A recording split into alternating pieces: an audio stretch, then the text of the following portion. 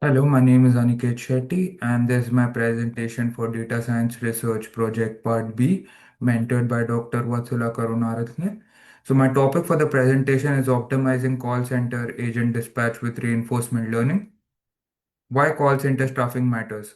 Call centers are critical touchpoints directly shaping customer service experience and influencing brand perception. Understaffing leads to long wait times and frustrated customers, which in turn lowers the satisfaction. Conversely, overstaffing leads to inflated operational cost due to inefficient agent utilization. Traditional staffing models like Erlang B or Erlang C rely on steady state assumptions, rendering them ineffective in handling real time variability in model call center operations. Reinforcement learning provides a dynamic, adaptive approach to agent assignment, optimizing dispatch in fluctuating conditions. Project objectives. First, to build a realistic simulator to generate diverse and representative call logs. Second, to formulate the dispatch problem as a Markov decision process. Third, to implement queue learning to learn an optimal agent assignment policy. Fourth, to evaluate the policy performance against a static baseline for effectiveness. And fifth and finally is to validate our results with real data in part B. So what we model? So our model simulates a simplified call center environment with two agents, Agent A and Agent B. Agent A specializing in billing queries and Agent B specializing in technical support. Although both agents can handle both types of calls, but they demonstrate superior performance when they're assigned to their specialty. Call arrivals follow a Poisson distribution, and the service times are modeled with an exponential distribution. The system incorporates a first in, first out queue with a capacity of 20 calls, simulating realistic call center constraints. A synthetic call log generator was implemented, which generates highly realistic call logs, each entry detailing call ID, agent, topic, whether the call was answered or resolved, wait time, talk duration, and satisfaction rating. Each simulated day approximately produces 1,000 call records, and the entire generation takes less than a second on a local computer. Markov decision process. So the dispatch problem is formulated as a Markov decision process defined by state, action, and rewards. The five key features for the states are busy billing, which means the number of agents busy with billing calls, busy tech, which is the number of agents busy with technical calls. Then is the queue length, which is the current length of the call queue. Idle bin A, which is a binary indicator if agent A is idle, and idle bin B, which is a binary indicator if agent B is idle. Actions are simply discrete choices. It's either assigned the call to agent A or assigned it to agent B. Rewards based on satisfaction score with a plus two if the call is successfully resolved. Queue learning for dispatch. Our model employs a tabular queue learning, iterating over 10,000 state transitions to update state action values. An epsilon greedy policy guides the learning process. 90% of the time, the agent exploits its learned knowledge to choose the optimal action, while 10% of the time, it explores new action to potentially better strategies.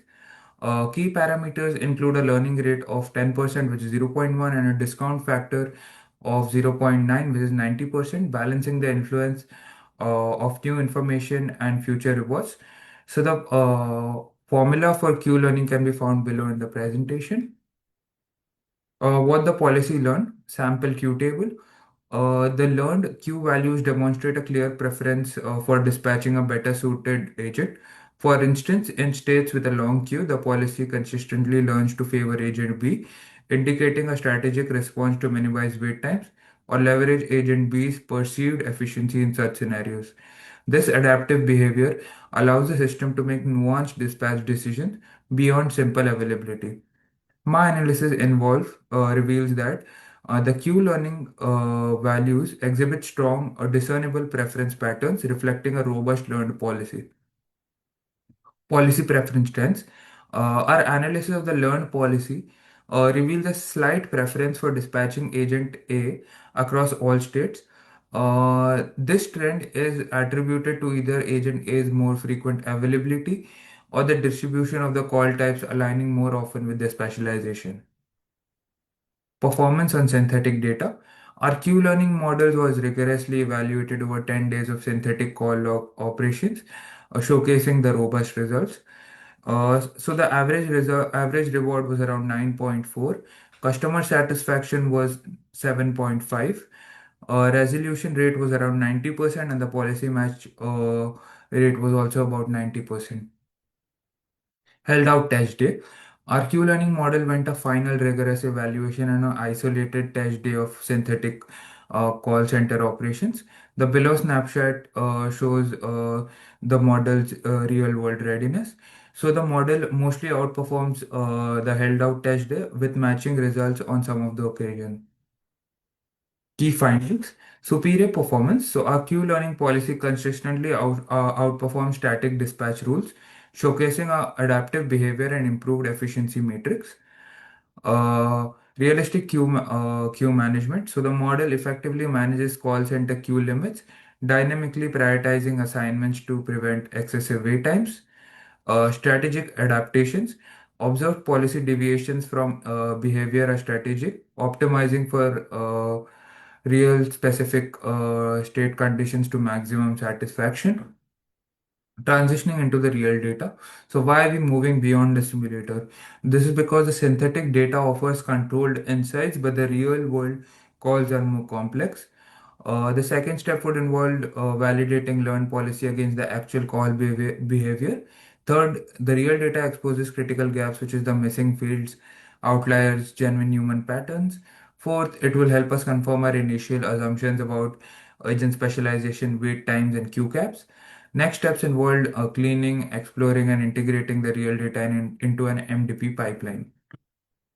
Data pre-processing. So we started with raw logs encompassing thousands of rows and numerous fields, systematically removed irrelevant or corrupt entries such as incomplete calls or invalid timestamps, carefully handled missing values by either dropping them or imputing them based on their field significance, encoded categorical variables like agent, topic, answered, or resolved into numeric formats for model compatibility, conducted class balance checks to prevent skewed learning and ensure robust policy outcomes, verified strict separation of training and testing sets to eliminate any potential data leakage.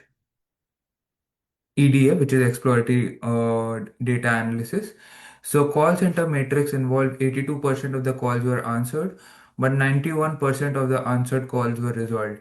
Agent topic trends. Agents show varied resolution results and satisfaction, with some excelling at some specific topics. Customer experience. The satisfaction typically clusters around 3 to 4. Long wait times, which is more than 10 minutes, significantly reduces the score. Service time insights. So the talk duration and the speed of answer show granularity, which is smooth via jittering for a better fit, which I'll explain in the next slide. Agent topic performance.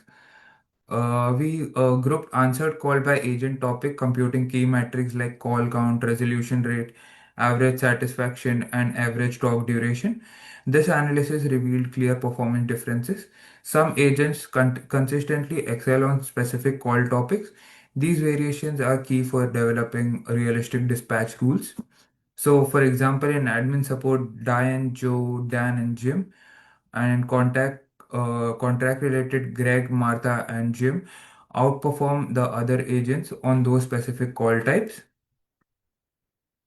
Modeling core arrival patterns. So there were a lot of duplicate timestamp which hindered realistic arrival modeling.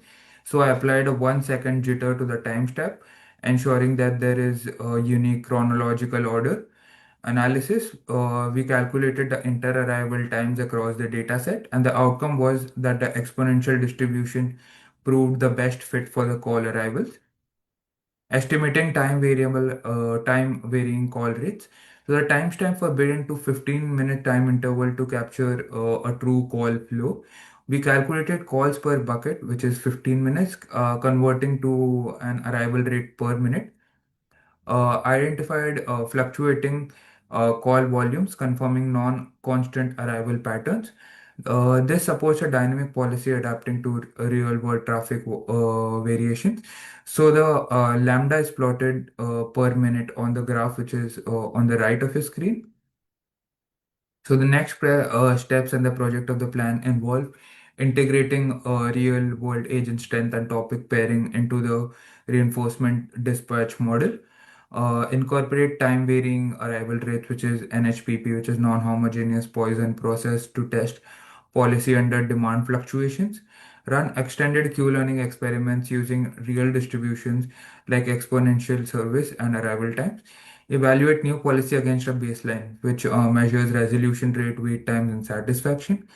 Refine the queue capacity and test stress conditions for overflow and agent fatigue. Thank you.